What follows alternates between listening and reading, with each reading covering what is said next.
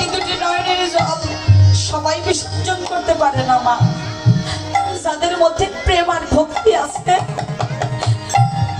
যারা এই ভক্তির চরণে দেহটা জনমের মতো নিবেদন করতে পেরেছে, তারাই একমাত্র প্রভুর নামে প্রেমে দুটি নয়নের জল বিসর্জন দিয়ে গৌর প্রাণ গৌর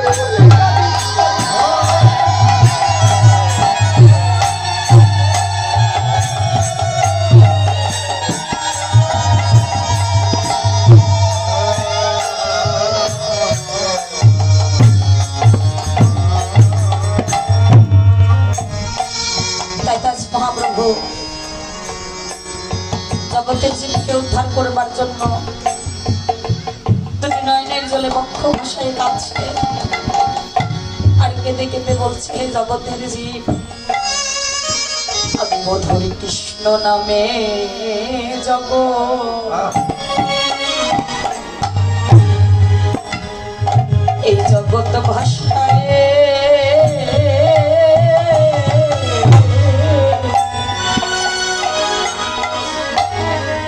জগৎ আজ ভাষায় দেব দেব রে মধুর কৃষ্ণ নামে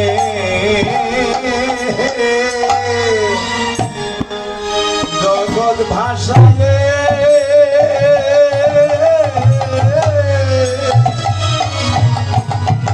আমি ভাষায় দিব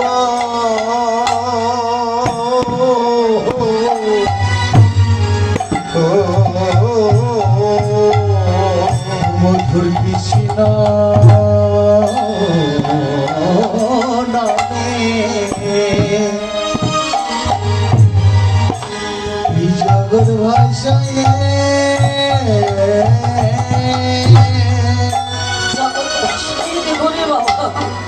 জগৎ ভাষায় দিব রে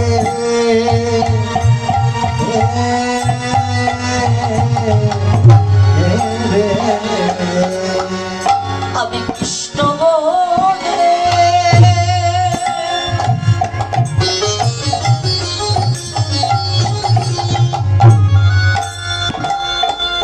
আমি কৃষ্ণ বলে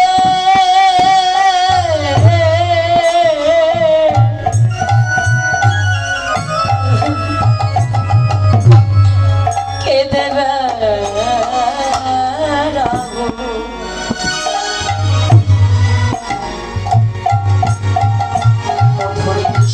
নামে জগৎ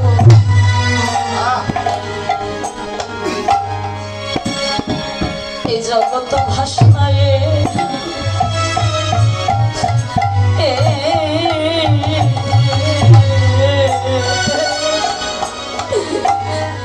ভাষায় দেব আমি কৃষ্ণ কৃষ্ণ বলে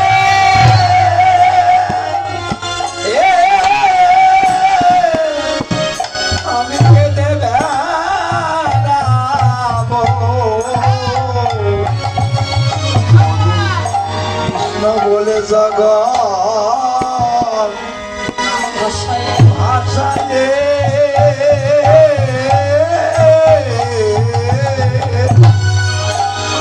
আমি ভাষায় দিব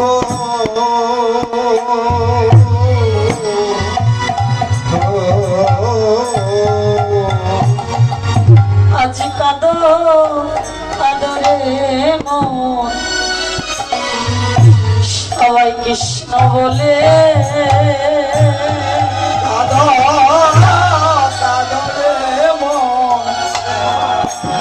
কৃষ্ণ বলে কাঁদো কাঁদো মা আজ কৃষ্ণ বলে একবার কাঁদো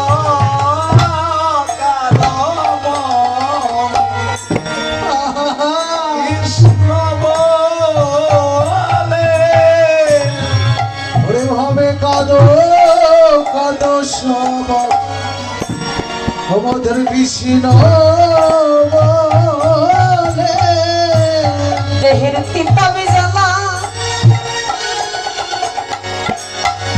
এই জ্বালা দূরে যাবে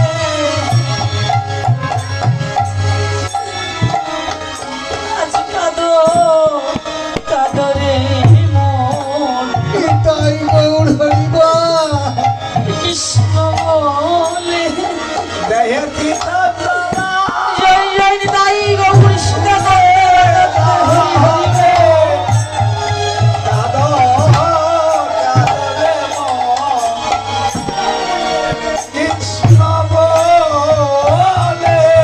দেহের পিতাব জ্বালা দূরে যাবে আজ কাঁদো রে মন কৃষ্ণ বলে দেহের পিতা জ্বালা জ্বালা দূরে যাবে একবার কাঁদো কাঁদো রে মন ও মধুর কৃষ্ণ নাম লয়ে এই দেহের মানব জনম ধন্য হবে কাঁদো রে মন কৃষ্ণ বলে কাঁদো রে মন কৃষ্ণ বলে কাঁদো রে মন কৃষ্ণ বলে আরে ভবলিশা সবলি বলে সভনেরা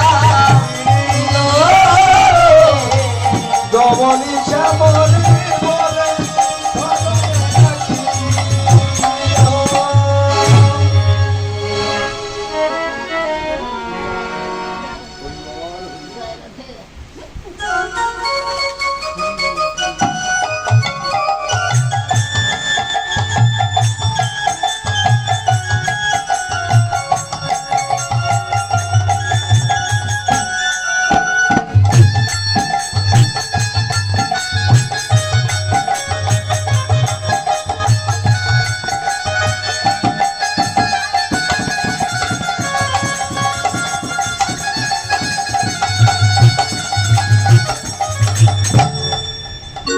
জয় রাধে। যারা যারা আজ কৃষ্ণ নামে কাঁদছেন, কৃষ্ণ বলে কাঁদছেন, আপনারা কিন্তু মহাবৈষ্ণব আর মহাভক্ত। আপনারা হচ্ছেন সাধুগুরু বৈষ্ণব। কেননা এই কৃষ্ণ নাম করে কিন্তু জগতে সবাই কাঁদিতে পারে না। প্রভুর নামে প্রেমে কয়জন কাঁদিতে পারে মা? এই যে আপনারা এসেছেন, ভক্তের সঙ্গ করছেন, ভক্ত সঙ্গ পেয়েছেন, আপনাদের কিন্তু আমার মহাপ্রভু ডেকে এনেছে। ধবলি শ্যামলি বলে যে ডাকছেন, এই ডাকটা কিন্তু আপনাদের কর্ণে প্রবেশ করেছে। আপনাদেরকে ভগবান ডেকেছে বলেই কিন্তু আজ এই ভক্তের সঙ্গ পেয়েছেন, ভক্ত বদন দর্শন করছেন।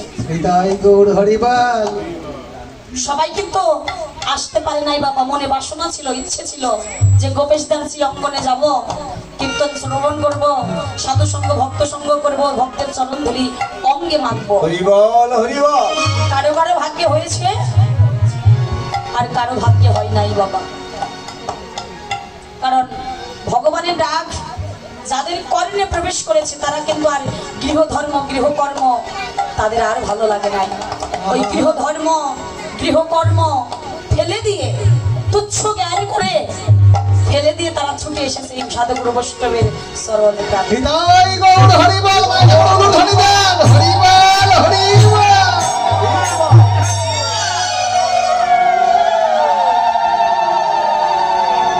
কাদের মাঝে এই কৃষ্ণ প্রেম ভক্তি উদয় হয়েছে?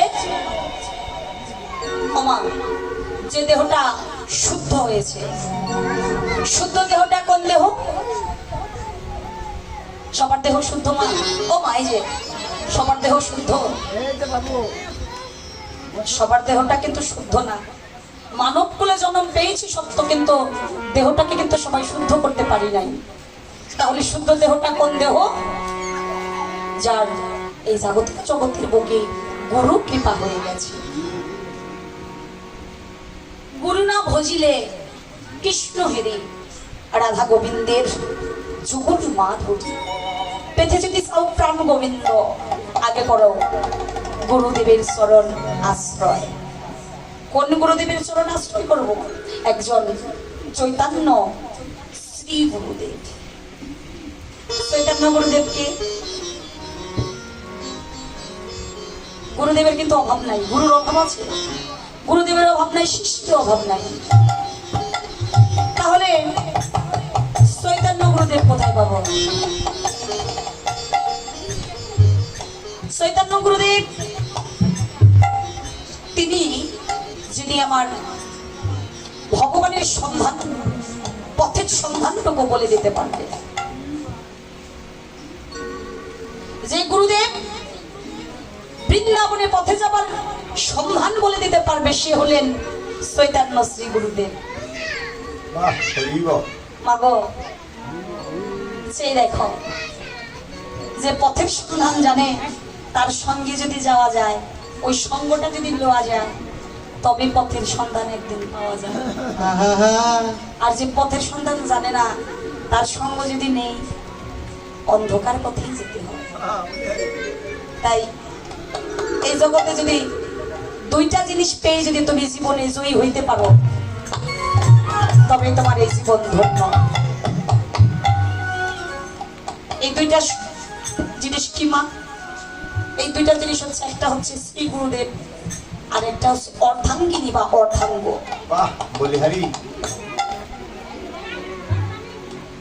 অর্ধাঙ্গিনী আর অর্ধাঙ্গীর ভিতর, দুইজনের ভিতর যদি একজন কৃষ্ণ ভক্ত হয়, অপরজন কৃষ্ণ ভক্ত হবেই হবে। নিতাই গৌর হরিবল হরিবল। কারণ সরসে বরস অঙ্গ,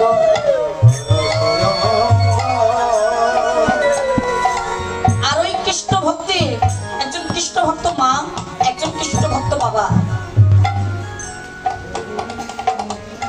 দুজনের ভিতর একজন কৃষ্ণ ভক্ত হোক। তার প্রমাণ তো ভক্ত প্রহ্লাদ। শাস্ত্র কথা বলে ভক্ত প্রহ্লাদ, মা কৃষ্ণ ভক্ত হরিভক্ত ছিল বলেই তো প্রহ্লাদ হরিভক্ত হয়েছিল।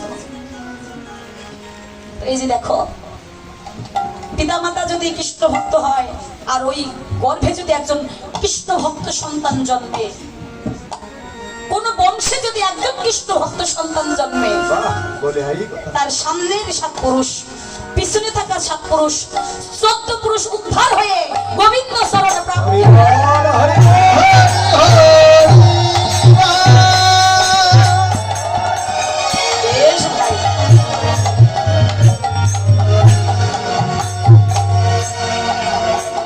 আর হচ্ছে একজন, এই যে পার্থিব জগতে, সেই দেখো মা,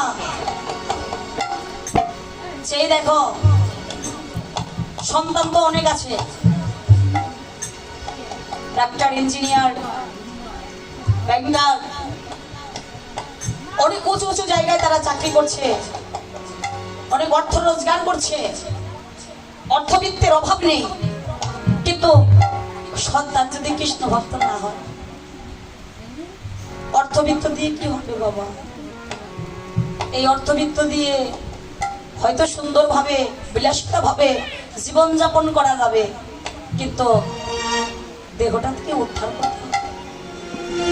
এই দেহটাকে, 3.5 হাত দেহটাকে উদ্ধার করতে গেলে তোমাকে আমাকে এই ভক্তের বাজারে, ভক্তের পথে আসতেই হবে।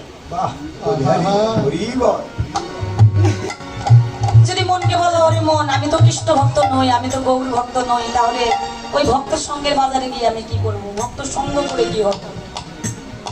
ভক্ত সঙ্গ কেন করব, কেন যাব?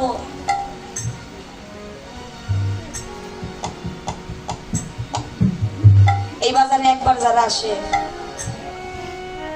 এই ভক্তের চরণ ধরে একবার যারা অঙ্গে মেখেছে, তারা যদি কোনোদিন অভক্ত হয়ে যায়, অভক্ত হয়ে থাকে, এই ভক্তের চরণধুলি যাদের অঙ্গে লেগেছে, ভক্তের অঙ্গ বাতাস একেবারে যদি লেগে যায়, ভক্তের কৃপা যদি একবার ওই ভক্ত পেয়ে যায়, অভক্ত হলেও সে একদিন ভক্তে পরিণত হয়ে যায়। হরি হরি দেখবে মা, তার প্রমাণ এই যে বাবাজিরা, এই যে আমার বাবাজিকে তো অনেক পরিচিত বদল, অনেক আসরে এই বাবাজিকে পেয়েছি। কালকে এসেছিল আরো 2-4 জন বেশ পরিচিত, এরা প্রথম সারির ভক্ত বলতে গেলে, যারা রাধে, এই যারা ভক্ত তারা কিন্তু কোনোদিন পিছনে বসে না। ভক্ত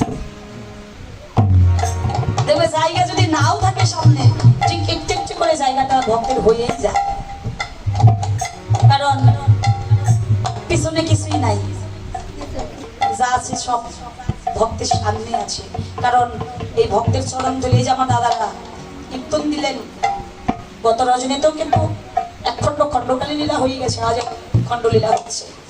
গতকালও কিন্তু অনেক ভক্ত এসেছিলেন, আজও আসছেন, এরা কিন্তু সবাই চলে যাবে। এসেছেন, প্রসাদ পাবেন, ভক্ত সঙ্গ করলেন, সবাই চলে যাবে, পরে থাকবে কি? এই যে আমার দাদা এত লক্ষ লক্ষ অর্থ ব্যয় করে, এত অর্থ ব্যয় করে, এত দূর থেকে শিল্পী এনে কীর্তন দিলেন, কীর্তনী এনেছেন, অর্থ ব্যয় করলেন, দাদাদের প্রাপ্য কি? তারা কি লাভ করবে এখান থেকে? যে সম্পদটুকু পাবে, তাই সেই সম্পদ লক্ষ লক্ষ কোটি কোটি অর্থ দিয়েও কেনা যায় না বাবা। ভক্তরা এসেছেন, চলে যাবেন, পড়ে থাকবে ভক্তের চরণের ধুলি। বাহ, বলি হরি। এই ভক্তের চরণ ধুলি পাবার জন্য আমার দাদার এত বড় আয়োজন।